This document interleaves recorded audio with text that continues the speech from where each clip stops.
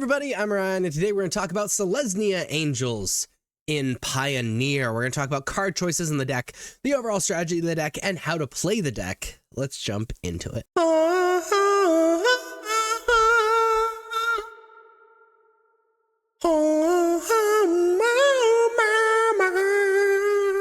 So this is Selesnya Angels in Pioneer. What this deck is effectively attempting to do is ramp using the elves into a bunch of really powerful 3-mana spells and into these spells that let you put 2 permanents on the battlefield at one time. While they're doing so, having cards that gain a ton of life and then benefit from having a ridiculous amount of life, specifically with Righteous Valkyrie and Resplendent Angel.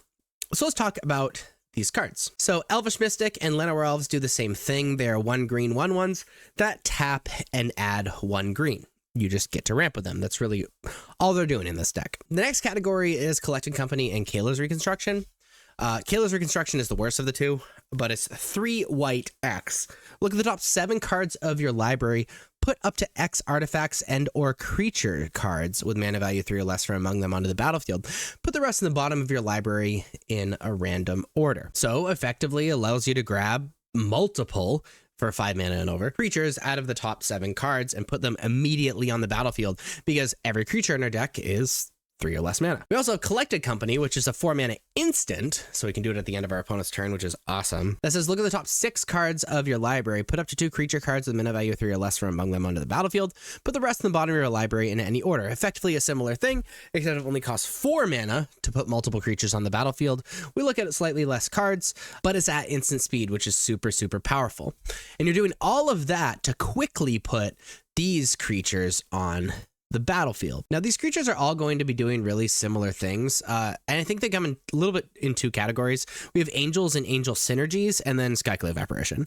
So Skyclave Apparition is a 3-mana 2/2. When this creature enters, exile to 1 target non-land, non-token permanent you don't control with mana value 4 or less. When this creature leaves the battlefield, the exiled card's owner creates an XX blue illusion creature token where it etches the mana value of the exiled card. So you're able to kind of play a creature that has removal, and again, basically this removal that can be grabbed with Collected Company and Kayla's Reconstruction to get things out of the way, which is awesome.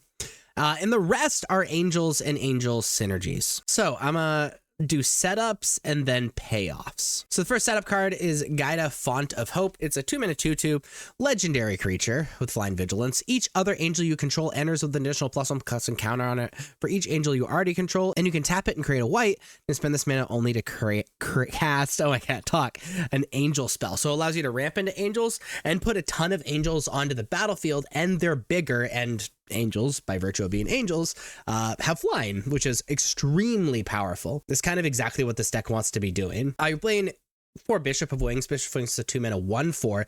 It's notably not an angel. However, it says whenever an angel you control enters, you gain 4 life, and whenever an angel you control dies, create a 1/1 white spirit creature token with flying. So it gives the ability to just gain a ridiculous amount of life, which is what this deck is attempting to do anyway, and give some longevity and make spot removal significantly worse against our angels. Notably, it's an angel.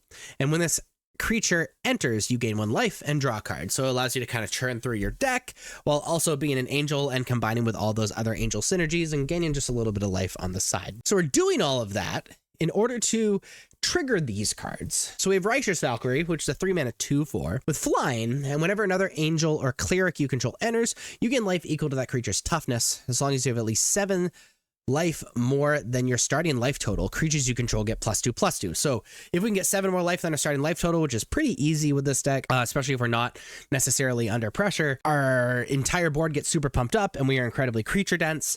And we can end the game very, very quickly. Resplendent Angel is a 3-mana 3/3 with flying. At the beginning of each end step, if you gain 5 or more life this turn, create a 4/4 white angel creature token with flying and vigilance. So 5 is a little bit of an awkward number, admittedly, because Bishop of Wings lets you gain 4, and there's no 5 toughness creature with Righteous Valkyrie, but really combining any of these things, it creates 5 life. Especially, that's a big reason we're playing Inspiring Overseer, is because we can hit Bishop of Wings, and if we have Resplendent Angel on the battlefield, Inspiring Overseer is 5 because we trigger Bishop of Wings for 4, and then Inspiring Overseer itself is the 5th life, but allows us to kind of create angels every single turn if things are going well. And then if we get super mana Flooded. We can pay 6 mana until end of turn. This creature gets +2/+2 and gains lifelink, which notably it's a 3/3, so gaining lifelink and +2/+2 means you'll gain 5 life when you attack with it and trigger and get an angel. So we're using all of these synergies. We are ramping into these 3-mana spells, so we can start casting these 3-mana spells.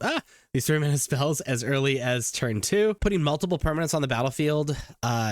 Very early as turn 3 with Collecting Company and Kayla's Reconstruction, and then gaining a ridiculous amount of life to trigger Resplendent Angel and Righteous Valkyrie to overwhelm our opponent with power, toughness, in the air, and a ton of creatures. As far as the sideboard goes, Deafening Silence, a 1-mana enchantment. Each player can't cast more than one non-creature spell each turn. Good against the combo decks and like Phoenix and stuff. Playing 4 Portable Hole. Portable Hole is a 1-mana artifact. When this artifact enters, exile target non-land permanent an opponent controls with mana value 2 or less until this artifact leaves the battlefield. Basically good against the aggressive decks. Notably, Portable Hole can be grabbed with Kayla's Reconstruction as well, which is kind of cool. Playing 3 Rest in Peace. Rest in Peace is a 2-mana enchantment. When this enchantment enters, exile all graveyards. If a card or token we put in the graveyard from anywhere, exile it instead.